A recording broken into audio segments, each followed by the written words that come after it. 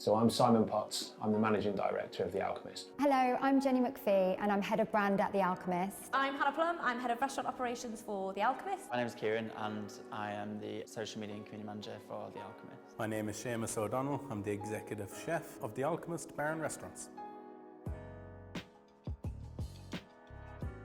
The Alchemist was created by a couple of chaps in Manchester nearly 10 years ago. Fundamentally it was based on producing really interesting and innovative cocktails and delivering them in a way that would make the guest experience a bit more interactive than the norm. I think constantly we're evolving the brand. You obviously can't stay still. We don't want to do the same campaign twice. We don't want to open the same venue in the same way. So we're constantly looking for new ideas and making sure that we're moving forward. When I came in as Managing Director, one of the things that I looked to do was to establish the brand's identity. The brand of The Alchemist was about how a guest was made to feel. We put that into a phrase these days, something called theatre served. So everything that we do in the venues is based around the theatre of the drink service, the food service, the welcome that you get when you walk through the door. I would describe the Alchemist brand as a casual dining brand, which we're known for our molecular cocktails. I don't think you could compare us to anyone else in the country.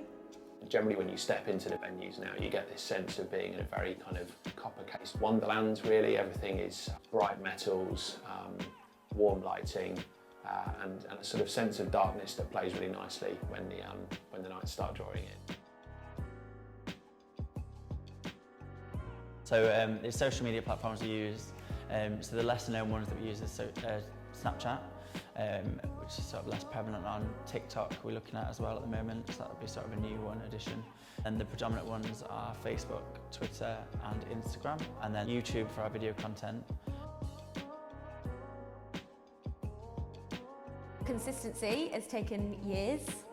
Years of practice and training and how we have our processes. We have a really strong operations team, which I don't think any other national brands have, which means that we have people constantly there to help in every venue. And we follow spec, we use guest feedback and industry-leading training techniques. When we open a new venue, in order to keep everything on brand, we have to make sure that we have people that have been in the business a long time, that they transfer down to the venues and work there and kind of understand what the brand's about. Whenever we're using new agencies, we need to ensure that they are fully kind of up to speed on who we are, what we do, what we deliver. I suppose the biggest thing about a brand is consistency, and I keep the consistency by having a spec book, which is a good start. We've got mystery diners coming in, you know, the public can vote, they can leave a TripAdvisor review, and that is the greatest, I suppose, checker of all. Our typical demographic on social media platforms is definitely predominantly female, 100% female, which is why a lot of our campaigns sort of are factored towards that. When we start planning campaigns, we have a look into our insights, and as you can see, one of the best campaigns that we did was our In Squad We Trust, which is Valentine's Day, which was heavily pushed to our demographic. Age range, we tend to see about 25 to 30 is our main thing, sort of demographic. The 18 to 24 market we've been working on recently, and we've seen that grow as well.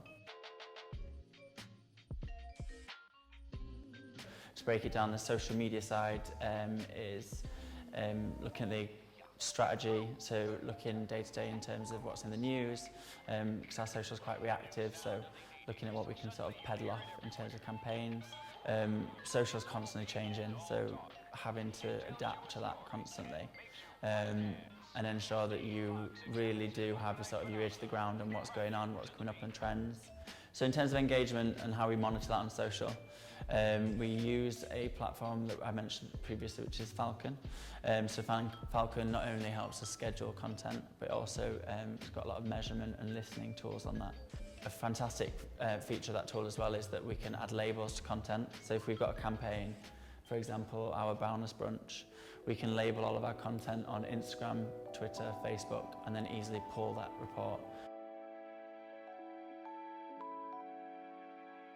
Typical clientele of the Alchemist is very hard to define.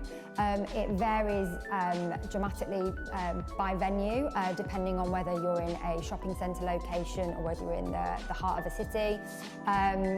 If I was to kind of pinpoint it, I would say it was anything from 25 to 35. However, we have all age ranges, and I think that we attract sort of a broad age range because of the sort of diverse offering we have on the menu.